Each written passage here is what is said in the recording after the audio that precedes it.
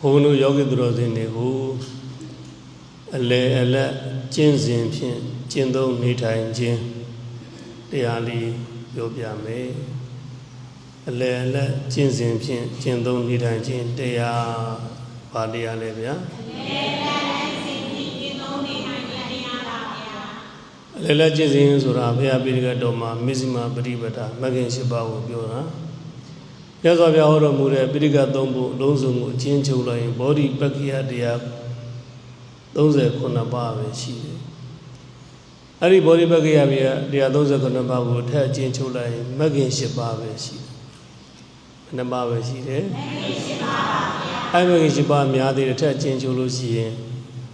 သီလသမာဓိပညာသိက္ခာ3ပါးပဲရှိတယ်။ဘယ်နှပါးပဲရှိတာလဲ။3ပါးပဲ။ပါတယ်လေ။သီလရဲ့သမာဓိရဲ့ပညာရဲ့အသီလသမာဓိပညာ၃ပါးများသေးတယ်ဗျာထပ်ပြီးကျင့်ချုပ်ရင်တစ်လုံးနဲ့ရအဲ့ဒါကအပ္ပမာဒသတိတရား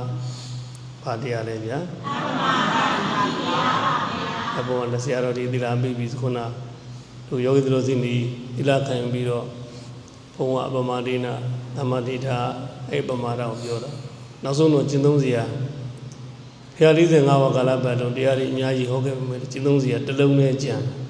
နော်ဘယ်တစ်လုံးနဲ့ဗျာအပ္ပမာဒတရားပြောရတာရှိနေသေးနောက်တဲ့လူလေးပြောမယ်တတိတရား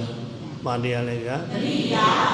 အဲ့ဒီတတိတရားကိုကြည့်ကြည့်ဟောလိုက်တော့ပြီးကသုံးမှုဖြစ်ဘောဓိပက္ခိယတရားတွေဖြစ်မဂ္ဂင်၈ပါးဖြစ်အဲ့ဘုံကမဂ္ဂင်၈ပါးပြောပြခြင်းတို့ကမ္မယောဂီသူတော်စင်တွေကို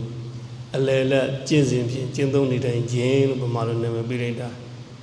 မဇ္ဈိမပရိပဒါကျင့်စဉ်ပဲစာသန်ဆံမာစုလို့ပမာလို့ပြောပြတယ်နော်မဂ္ဂင်၈ပါးတို့ယောဂီသူတော်စင်တွေသိပြီနော်မဂ္ဂသစ္စာကိုမဂ္ဂင်၈ပါးခေါ်တာပေါ့ကိုက်စားတာတော့တမ္မာဒိဋ္ဌိအမှန်သိမြင်ခြင်းနံပါတ်1ကအမှန်သိမြင်ခြင်းနံပါတ်2ကဘာလဲဗျာနေ့စဉ်ဘဝမှာတဲ့မှန်မှန်ကန်ကန်သိမြင်နေဖို့အရေးကြီးတယ်။ကိုယ်အတိအမှားနေပြီဆိုလို့သူများအလုပ်တွေအမှားတွေပြောသူများစကားတွေအမှားတွေကြီးပဲနော်။ဘာတွေအမှန်ကန်သိမြင်ရမလဲဆိုတော့လုံးတဲ့နာမလုံးတဲ့နာသိရမယ်။ကုသိုလ်အကုသိုလ်သိရမယ်။နော်။နောက်တော့ကသစ္စာ၄ပါးသိရမယ်။နော်။ကဲဟုတ်ပြီ။ရှင်းနေဦးမယ်။ဘုန်းဘုန်းတို့ယောဂီတို့ဆိုလို့ရည်ထားတဲ့ဒီခန္ဓာကြီးကဒုက္ခသစ္စာပဲဘာသစ္စာလဲဒုက္ခသစ္စာဒီခန္ဓာကြီးအဲ့ခန္ဓာကြီးဘာကြောင့်ရတော့ဆိုတော့သူ့ကိုရစီတဲ့ကြောင့်တရားတစ်ခုတည်းပဲတဏှာသမုဒယကြောင့်ဒီခန္ဓာကြီးရလာနော်တဏှာကြောင့်ဒီခန္ဓာရဘာကြောင့်လဲအဲ့ဒီတဏှာသမုဒယသစ္စာဟောသစ္စာဘယ်နှမရသွားပြီလဲအဲ့ဒီခန္ဓာရဲ့ချုပ်ကြောင့်တဏှာရဲ့ချုပ်ကြောင့်ဆိုတာရှိတယ်အဲ့ချုပ်ရနေရသည်និရောဓသစ္စာနိဗ္ဗာန်ပဲနော်ခန္ဓာတွေချုပ်တယ်တဏှာတွေချုပ်တယ်အဲ့ဒီချုပ်တဲ့အရာဒီနိဗ္ဗာန်လို့ခေါ်တဲ့និရောဓသစ္စာအသစ္စာလဲនិရောဓသစ္စာပါဗျာသစ္စာဘယ်နှပါးရပြီလဲသုံးပါပါဗျာဟုတ်ပြီဒီခန္ဓာတွေရဲ့ချုပ်တဲ့ကျင့်စဉ်တရားဆိုတာရှိမယ်အဲ့ကျင့်စဉ်တရားဆိုတာမဂ္ဂသစ္စာပဲနော်ကျင့်စဉ်တရားဆိုတာဘာလဲမဂ္ဂသစ္စာအခုပြောပြမယ်မဂ္ဂသစ္စာဆိုတာအဲ့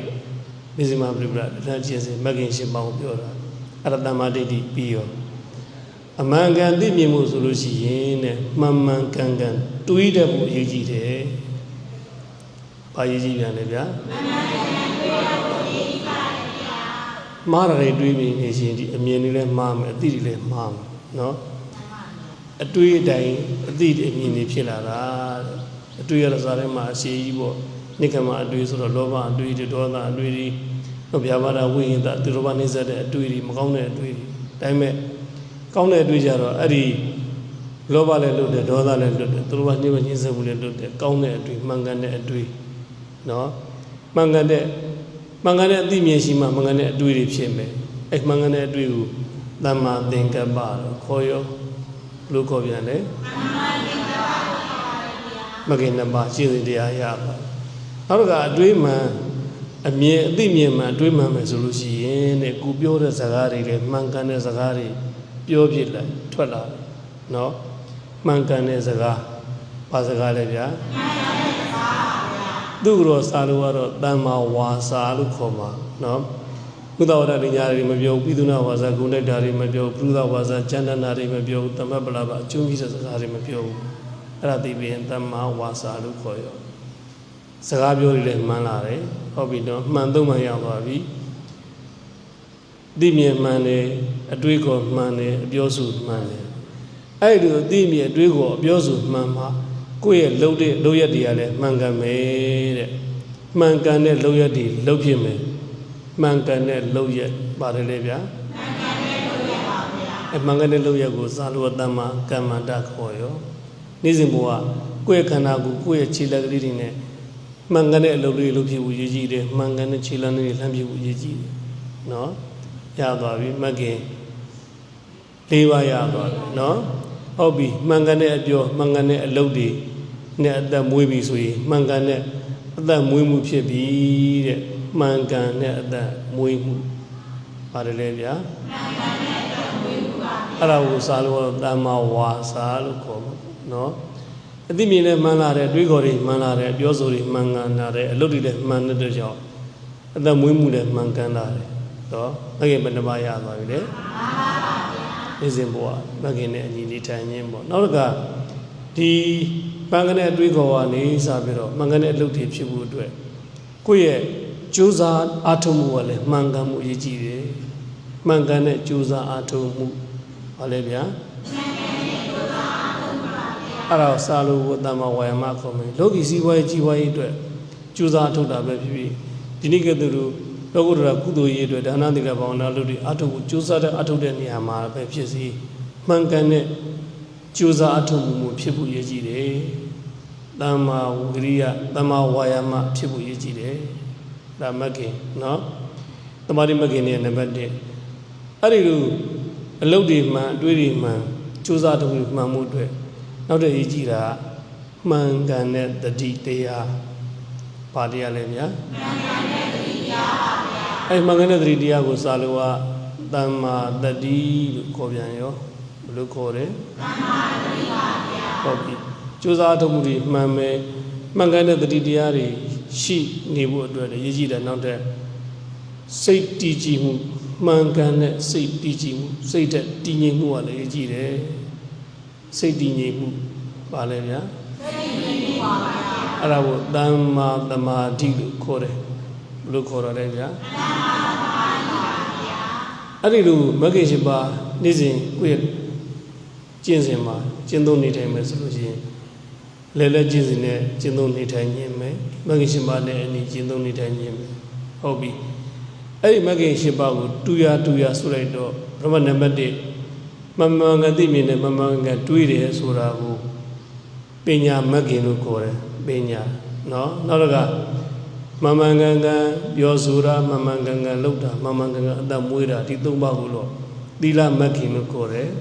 ပညာနဲ့သီလရပြီဟိုးနောက်ဆုံး၃ပါးကမမှန်ကန်ကြိုးစားထုတ်တာရဲ့မှန်ကန်တဲ့တတိရဲ့မှန်ကန်တဲ့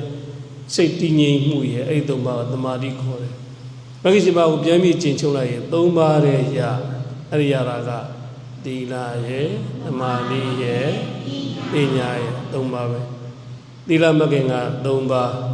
သမာဓိမဂ္ဂင်က၃ပါးပညာမဂ္ဂင်က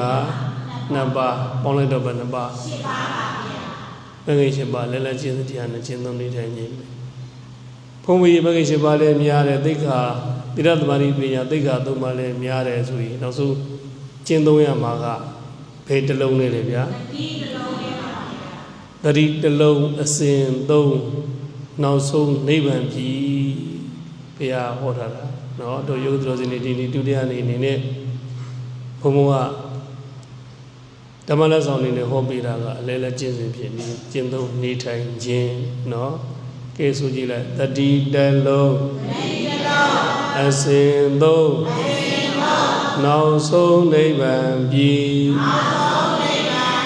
တတိတစ်လုံးအစဉ်3နောက်ဆုံးနိဗ္ဗာန်ပြီ